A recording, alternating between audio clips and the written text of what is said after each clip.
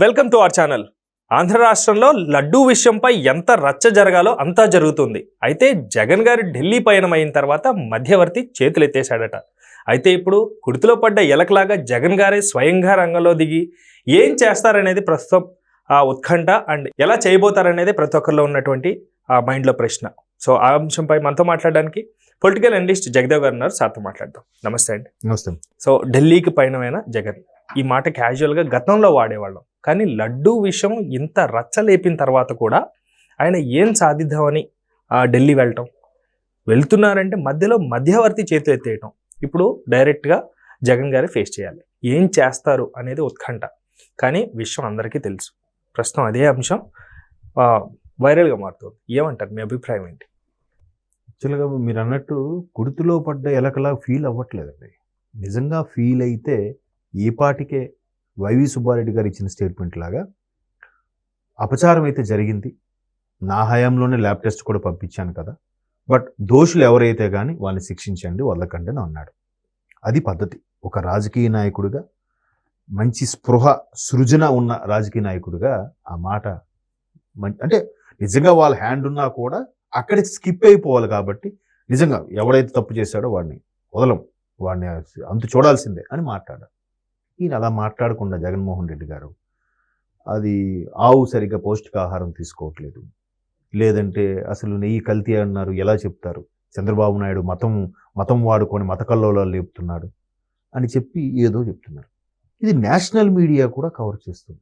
ఇప్పుడు republic TV Arnab Goswami ఏదైతే ఉన్నారో ఆయన మీద చాలాసార్లు 2-3 సార్లు మర్డర్ అటెంప్ట్లు కూడా జరిగాయి, తప్పించుకున్నాడు.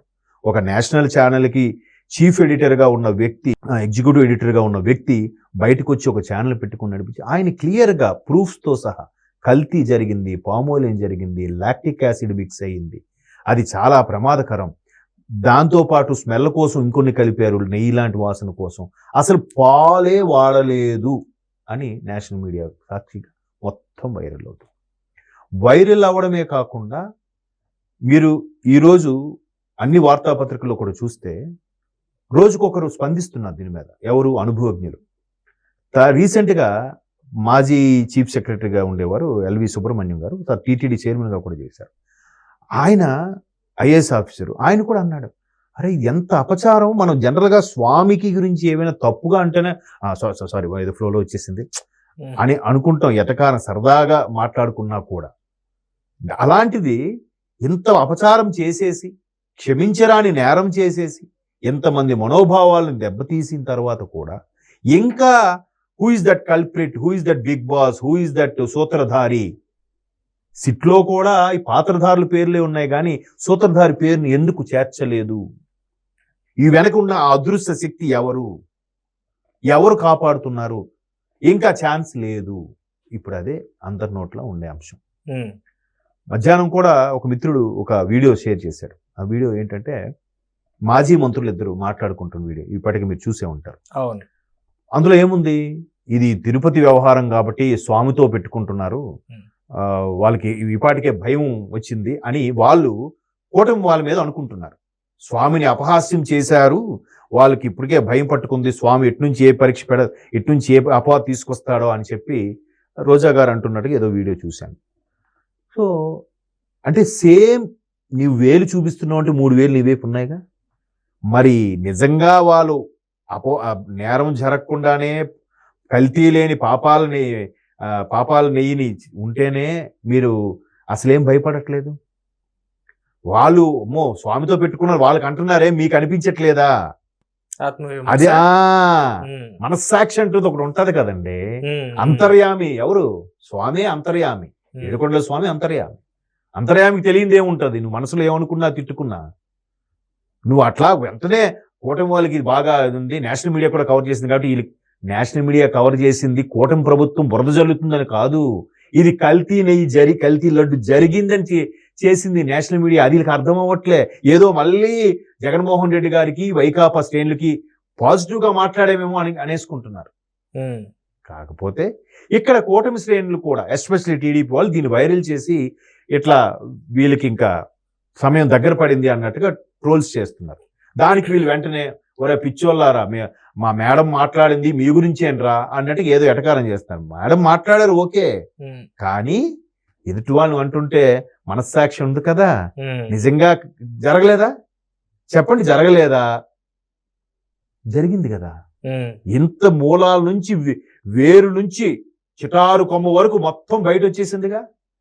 అంతా ఏవే ఉన్నాయి ఏంటి, ఆ నెయ్యిలో ఆ ఏవైతే పామోలిన్ కానీ, ఆ లాక్టిక్ యాసిడ్ కానీ, లేకపోతే ఇంకేదో ఎక్సెట్రా కానీ, ఇవన్నీట్లో అవి ఎలాగొస్తాయి? ఆ ఆయిల్ స్వచ్ఛంగా ఈ పల్లీలు లేదంటే పొద్దుతిరుగుడు పువ్వు వీటి నుంచి వస్తున్నాయా? సన్ఫ్లవర్ వీటి నుంచి కాదుగా. కొన్ని జంతు కళేబరాల నుంచి వచ్చిన నూనెలు కూడా ఉన్నాయిగా. ఆ నూనెల్లో ఇవి కాకుండా ఉంటాయా? సో అది జంతు కళేబరా కొవ్వుది కూడా యాడ్ అయిపోయింది అనమాట. అంతే కదా. అసలు చూడండి, పాలు పదార్థాలతోనే నెయ్యి వస్తుంది. అదేదో సినిమాలో చూపిస్తాడు, ఆ పాలు అరే పిలుగుదాం రారంటే, అదేంటిది పాలు ప్యాకెట్లో వస్తాయి కదా, ఈ ఆవు దగ్గర నుంచి ఎందుకు వస్తాయి అని అడుగుతాడు ఏదో సినిమాలో. ఒరే ఇవేరా, వాళ్ళకి ఇస్తే వాళ్ళు ప్యాస్చరైజేషన్ చేసి ప్యాకెట్లో అమ్ముతారు అంటే. ఇప్పుడు జనరేషన్ అలా ఉన్నారు. సో అట్లాంటి గొర్రె జనరేషన్ కి వీళ్ళు చెప్పింది కనెక్ట్ అవుద్ది. అదేంటది పాలు లేకుండా నెయ్యి చేయకూడదా? అవుతుంది. గొర్రెలు కాబట్టి బర్రె నుంచి పాలు అనేది తెలియట్లేదా? మేబీ అందుకే కదా. మరి సరిగ్గా పౌష్టికాహారం తీసుకోకపోతే ఇది పెద్ద సైంటిస్ట్ లాగా, ఐన్స్టీన్ కి బాబులాగా ఖచ్చితంగా పౌష్టికాహారం తీసుకోలేదు కాబట్టి అందులో వెన్న శాతం లేదంట, మేగడ శాతం లేదంట. ఇంకా కొత్త ప్రశ్న ఒకటి వస్తుంది నా మైండ్ లో. అంటే నేను 1-2 దగ్గర విన్నాను, చైనా ఇప్పటివరకు ప్రపంచంలో టాప్ ఏ వస్తువు తయారు చేయాలన్నా కల్తీ కూడా పర్వాలా, ఒక చైనా వస్తువు ఒకటి తయారు చేశారు ఆంధ్రాలో. ఇంకా వీళ్ళు వెళ్ళి ఏ గిన్నిస్ బుక్ అప్లై చేయలేదు, ఎందుకంటే పాలు లేకుండా నెయ్యి. అదే చైనా ప్రోడక్ట్ మీరు అన్నట్టు కరెక్ట్. ఎందుకంటే బియ్యం కూడా రబ్బరు బియ్యం కూడా చేశారు అని విన్నాం కదా. అలాగా మేబీ మీరు అన్నట్టు చైనా వాళ్ళు మించిపోయారు. చైనా వాళ్ళు ఇద్దరు ట్రైనింగ్ వస్తారేమో, అరే మీరు China product made in Andhra Pradesh చేసేసారు. అరే మీరు ఎట్లారా అసలు నెయ్యి కంటెంట్ లేకుండా నెయ్యి చేశారా బాబు, మీరు మాకు ఆ కంటెంట్ ఏమంటారా, పేటెంట్ రైట్స్ మీరు కొనుక్కుంటారా అని అడుగుతారేమో. సో అది కూడా ఒక బిజినెస్ టెక్నికే. అంటే ఇంకా అలా కొంతమంది స్టేటస్లు పెడితే, అరే అదేం కాదులే, ఏం అవ్వదు మా అన్నకి, మీ అన్నకి ఏం అవ్వదు, నేషనల్ మీడియా అంత అయింది కదా, ఇప్పుడు ఆ అదృశ్య శక్తి కాపాడుతుందా? నిజంగా పాపాలు నిండాలి, నిండితే కుండ నిండితే అప్పుడు బయటికి పొర్లుతుంది, వస్తుంది. అంతవరకు ఓపిక పట్టాలి. స్వామి పోని వీళ్ళ మీద అన్న వార్త అయినా బయటకు వచ్చిందిగా, ఆయన మహిమ స్టార్ట్ అవుతుందిగా, లీలలు మీకు అర్థమవదు. ఎందుకంటే మరి మాట్లాడలేమండి.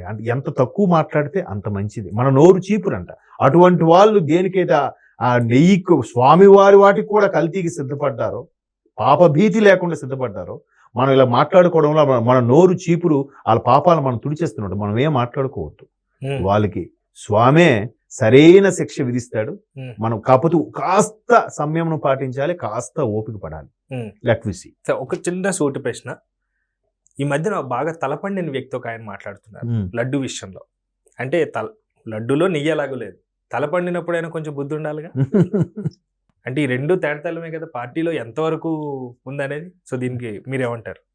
అంటే నిజంగా రాజకీయాలు అనేది అట్లాంటి మీరు తలపండిపోయిన వాళ్ళు మాట్లాడే వ్యక్తి, తలపండిపోయి విజ్ఞత ఇంకిత జ్ఞానం లేని వాళ్ళే రాజకీయ నాయకులు అవుతారేమో.